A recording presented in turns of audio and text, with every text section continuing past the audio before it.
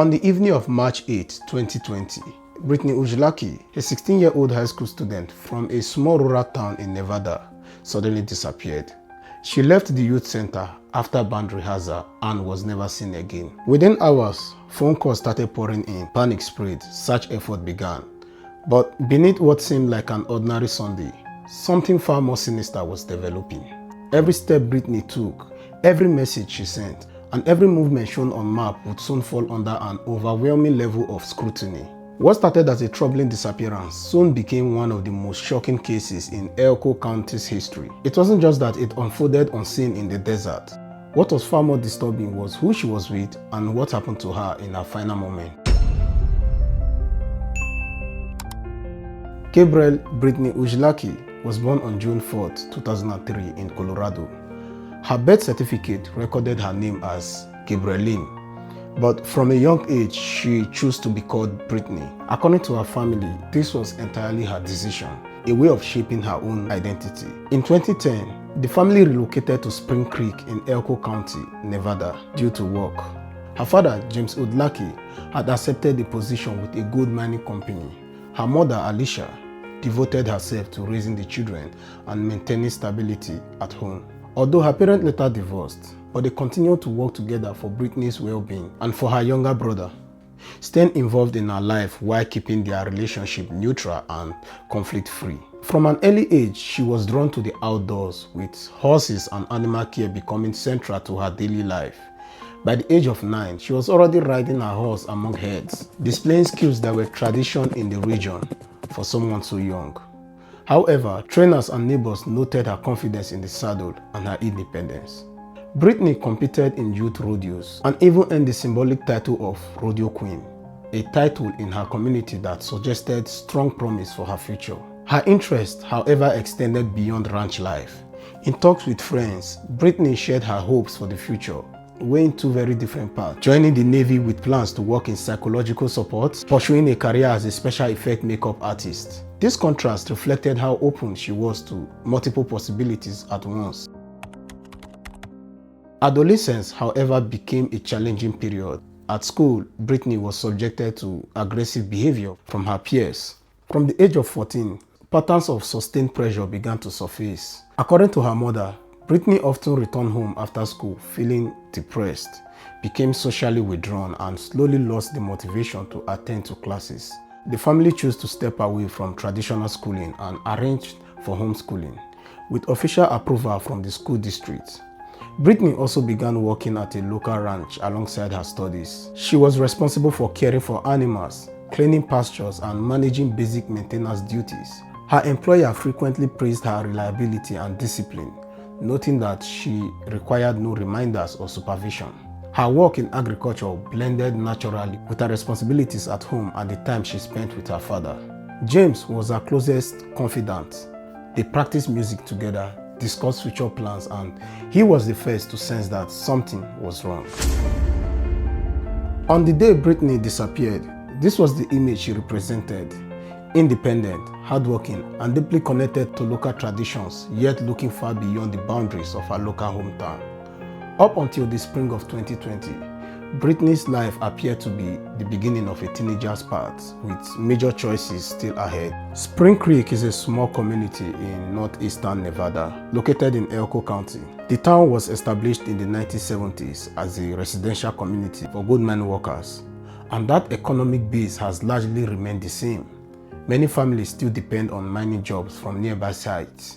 The area combines suburban and rural elements, with paved roads, gas stations, and grocery stores existing alongside open pastures and private ranches. The population sits at just over 20,000, and most residents know one another by name. The traditions of the American West are deeply embedded in the local culture. Rodeo cowboy hats and working with livestock are not merely symbolic. They are integral to everyday life for teenagers. Horseback riding and rodeo participation often play a role in shaping social status. The region has a low crime rate. Brice Edward Dickey was born and raised in the same county as Brittany Ujlaki. He was involved in the Spring Creek youth scene, competed in rodeo and regularly attended school events, had known the Ujlaki family since his early teenage years. Locals regarded him as one of their own, and to Britney's parents, he was someone they felt they could trust. The bond between Brice and Britney developed over many years. They met as children and remained in steady contact. He was 2 years older and often viewed as a protector, particularly with the rodeo community, where teenagers spend long hours together. Britney's parents not only approved of the friendship, they actively encouraged it. Brice was seen as mature and reliable. He spent a lot of time at their home, shared meals with the family, helped with chores, and was one of the few people they trusted to look after their daughter, among other things. Brice carried a strong reputation. He was confident, skilled with horses, and knew how to present himself in public. He had a look and charm that appealed to people in the rural South. He was well liked, but as he grew older, certain behavioral patterns began to emerge, patterns that went unnoticed for far too long. One of the earliest warning signs appeared in his romantic relationships. During the trial, a former girlfriend testified that Brice had crossed serious boundaries. She testified that during private encounters, he used choking techniques without her consent. Her requests for him to stop were ignored, and the incident occurred at least 4 times. One of these took place on the same day as a candlelight vigil for Britney, a detail that added a deeply disturbing dimension to the case. Despite what he knew, Brice remained highly visible in the days following Britney's disappearance. He participated in public searches, reposted missing person alerts, and expressed sympathy online, presenting himself as a grieving friend. For many, it was a shock when the truth began to surface. Brice wasn't just connected to Britney, he played a role in her fate. Throughout the investigation, he maintained a confident demeanor, sticking firmly to a fabricated version of events. But detectives noticed early signs of inconsistency. His emotional reactions didn't match the seriousness of the situation. Even as evidence began to challenge his account, he showed no panic or remorse. At trial, the defense tried to depict Brice as a young man caught in circumstances beyond his control. But a combination of digital traces and circumstantial evidence quickly dismantled that story.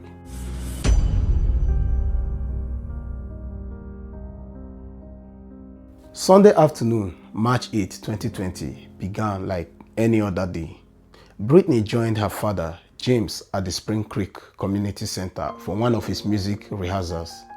A routine they both enjoyed. He played while she supported him as he worked on the sound equipment. Britney sat in the hall, scrolling through her phone and chatting on Snapchat. At exactly 3:30 p.m., she turned to her dad and said, "Brice is coming to pick me up. I'll be back soon." That was all she said, no further explanation. According to James, she left in good spirit. A familiar blue pickup truck waited outside with Brice Dickey behind the wheel. Britney waved goodbye, got in, and the truck drove off. It was the last time her family saw her. Later, Brice claimed they hadn't been together long and said he dropped Britney near the school parking lot where she was supposedly meeting someone else. When pressed for details, his account grew vague. He mentioned a stranger in a cowboy hat driving a green vehicle with decals, someone he couldn't name or describe further. Investigators were skeptical from the start. It was Sunday, no school, no activity on campus. The area was empty with no cameras or security personnel. Yet, he claimed he had left a long-time friend alone with a man he couldn't identify. Something felt off. By evening, Britney's family grew worried. She still hadn't returned home. Her phone, usually always on and reachable, was going straight to voicemail. That was unlike her. Britney was known for keeping in touch and responding quickly. The family's first step was to contact Brice. He told them he had dropped Britney near a school parking lot where she said she was meeting a new friend. According to Brice, she walked toward another car with decals, but he didn't wait to see her get in. He didn't speak to the driver and didn't know who they were. He simply drove off. That explanation raised more questions than it answered. In a small tight-knit town like Spring Creek, a car with noticeable stickers could have stood out, yet no one else has seen the car, only Brice. In the first 24 hours, investigators treated his statement as a tentative timeline, since he was the last confirmed person to see Britney. Even so, something felt wrong. The mention of a mysterious third person with no identity or description made Brice's account seem more like a placeholder than the truth. There was roughly a 2-hour gap between the moment Britney got into Brice's truck and the first failed call to her phone. Around 5:30 p.m., her cell either died or was turned off manually. That evening, March 8, 2020, Britney's family took action themselves, calling friends, checking messages, and trying to figure out where she might have gone. Nothing made sense. Later that night, close family and friends began sharing her photo on Facebook and Snapchat, asking anyone who had seen her after 3:30 p.m. to come forward. The following morning, March 9, an official missing person report was filed with the Elko County Sheriff's Office. Local authorities acted quickly, organizing multiple search teams that included volunteers, rodeo friends, neighbors, and local families. Flyers were posted at grocery stores, gas stations, and pharmacies. Posters with Britney's image appeared throughout Spring Creek and nearby towns in Elko and Kalim. Meanwhile, social media erupted. Posts about her disappearance were shared hundreds of times within hours. Classmates, rodeo teammates, and neighbors all worked to spread the word. Yet, despite the expanding outreach, no credible lead emerged. Then, the case took a sudden and unsettling turn. Britney's parents began receiving anonymous messages demanding $25,000 for her safe return. The messages contained threats and reference to chemical substances, claiming she was being held somewhere. Cybercrime experts traced the text to a prepaid number registered with false information. Although the sender couldn't be identified, investigators determined it was likely an extortion attempt aimed at exploiting the family's emotions for money. The sheriff's office advised the family not to respond, warning that any engagement could worsen the situation. The extortion was recorded as a separate criminal offense and for the time being wasn't considered directly connected to Britney's disappearance. By now, nearly 48 hours had passed since she was last seen, and as the silence continued, pressure and panic only intensified. With no concrete lead, rumors began to spread. Theories appeared on community board and circulated in private chats. The sheriff's department urged the public to avoid speculations to prevent interfering with the investigation. Despite limited information, search efforts continued relentlessly. Locals combed remote areas, desert fields, back road, and dry creek beds, with some even using personal drones. At the same time, authorities worked with phone providers to trace the last known GPS location of Britney's device. By the evening of March 10, there were still no answers, and the circumstance of her disappearance raised more questions than the results. Brice remained the last confirmed person to see her. Given all the evidence investigators had gathered, the idea that Britney had simply run away or been delayed was no longer considered plausible. On the morning of March 11, 2022, locals driving along a rural back road in the Bernard Basin area noticed something unusual. Dark dry stains in the sand. The location was about 18 miles from Central Spring Creek, in a nearly deserted area. Nearby, they saw a blue construction tap partially weighed down with rocks. When deputies from the Elko County Sheriff's Office arrived, they carefully lifted the tap and discovered the body of a young woman beneath it. A quick visual check and personal belongings allowed for near-instant identification. The body was confirmed as Britney Mvrdered, aided by a small kitchen with her name found beside her. The scene suggested a violent death. Her body lay face down, her clothing partially torn, with clear signs of manual strangulation around her neck. A deep puncture wound on the right side of her neck had severed a major artery. The medical examiner later concluded that the injury, which caused rapid blood loss, was the primary cause of death. Though asphyxiation also contributed, the official report listed her cause of death as a combination of asphyxia and massive blood loss. Evidence of a violent assault was also present, with injuries and biological traces on her inner thighs and pelvis. Supporting the findings near the body, investigators recovered Britney's white earbud, tangled in a bush a few yards away. The way they were caught on the branches suggested she had been moved or had moved through that grassy area. Officers also found a torn condom wrapper and a used condom, both containing biological material, prompting immediate DNA testing. About a third of a mile from the scene, search teams located her cell phone. The screen was shattered and the case crushed. Clear signs that someone had attempted to destroy the device, likely to erase call history, location data, and messages. Even so, forensic teams managed to recover partial data from the SIM card and internal memory. This digital evidence would prove crucial in the days that followed. Experts confirmed that Britney had been active on Snapchat late in the afternoon of March 8, just before her phone stopped transmitting a signal. The scene also offered physical clues about what had occurred. Gravel and sand showed drag marks, indicating her body had been moved after she was unconscious or deceased. Scratches on the ground, torn fragments of fabric matching her clothing, and small blood spatters in nearby bush all suggested a struggle. Microscopic particles found beneath Britney's fingernails were later confirmed through analysis to contain foreign biological materials. These samples were immediately sent for comparison against the suspect DNA database. The discovery of her body completely changed the course of the case. What had been a missing person investigation was now officially classified as a homicide. Up until then, there had been no concrete evidence of violence. Now investigators had the body, physical evidence, DNA samples, and a defined crime scene. The Bernard Basin area where Britney's body was found is remote and rugged, not a place people pass through casually. There are no nearby homes, almost no traffic, and little chance of random witnesses. That level of isolation likely allowed the crime to occur without immediate discovery. The terrain is covered in bush and intersected by dusty roads, with no lighting, security cameras, or infrastructure. News of the body's discovery was tightly controlled. The Sheriff's Department issued a brief public statement confirming that the remains had been found, but provided no additional details. This approach aimed to protect the integrity of the investigation, as DNA testing was still ongoing and key evidence was being processed. That same evening, Britney's family was formally notified, with officers and crisis counselors present to offer support. The reaction was devastating: shock, disbelief, and grief. While word of Britney's death spread through the town, very few knew the specifics of how or where she had been found.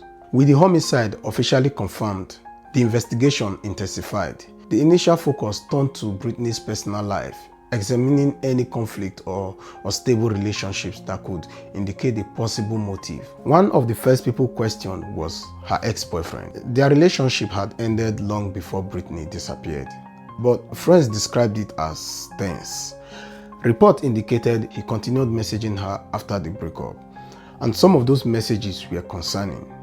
Britney's brother also recalled a chilling remark: "One day they are going to find you dead in the desert." Investigators treated that comment as a potential threat. They reviewed texts, logs, social media messages, and witness statements, but found no direct connection between the threat and Britney's death. His phone records, work schedule, and surveillance footage confirmed he was elsewhere on the day she went missing.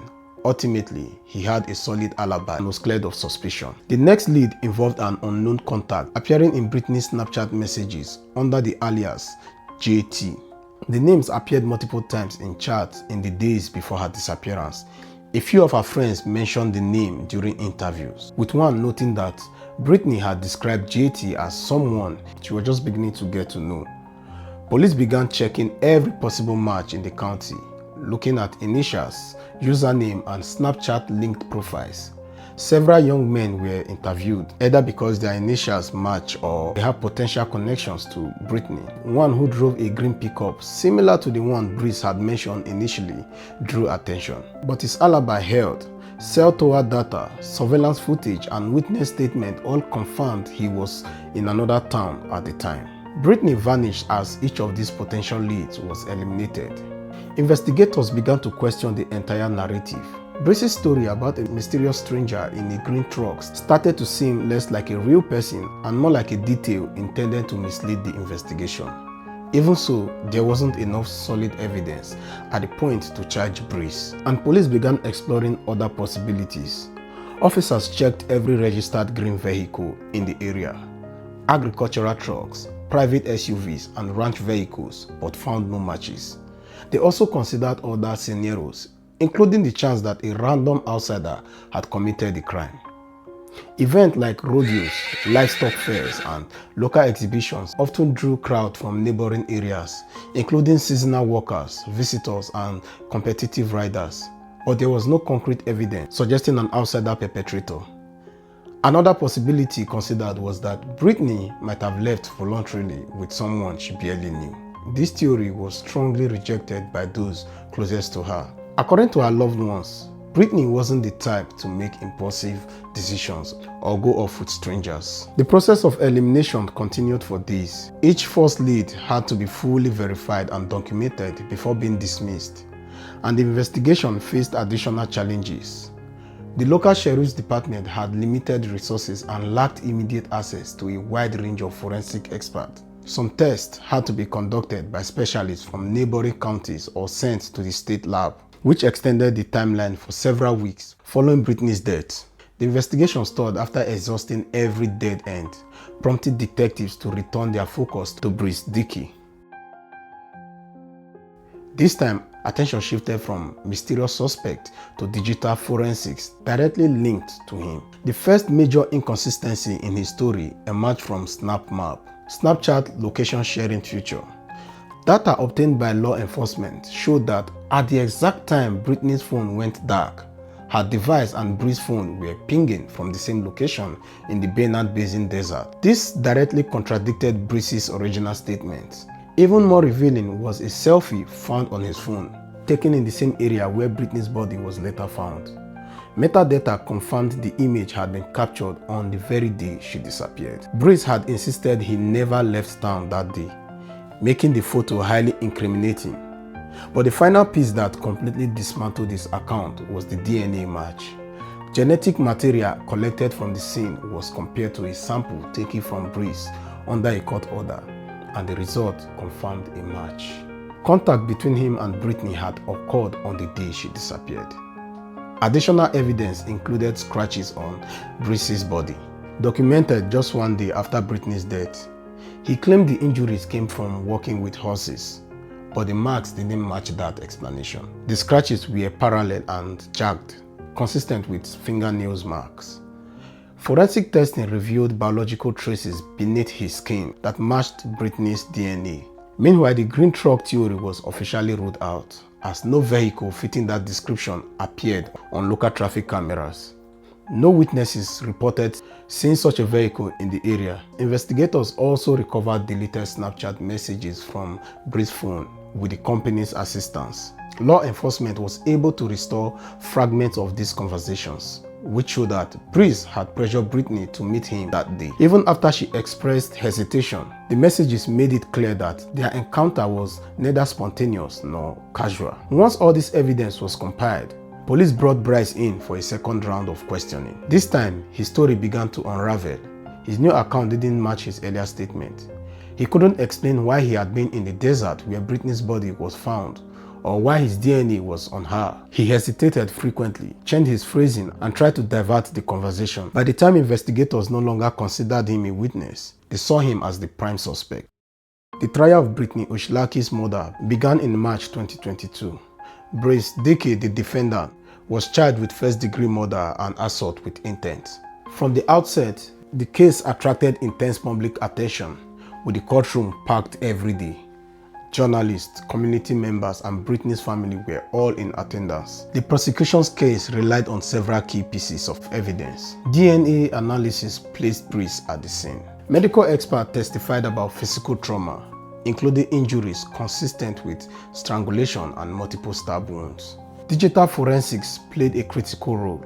The collection of electronic data helped jurors reconstruct the timeline and understand the full truth. The defense attempted to challenge the evidence validity.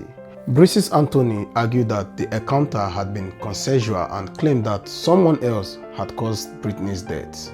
They questioned the reliability of the data, suggesting it could have been tampered with. Forensic experts, however, refuted these claims, verified the authenticity of the digital files, and confirming that proper chain of custody procedures had been followed. The jury began deliberations. It took them less than 24 hours. In March 2022, nearly 2 years after Britney's disappearance, the verdict was announced: guilty on all counts.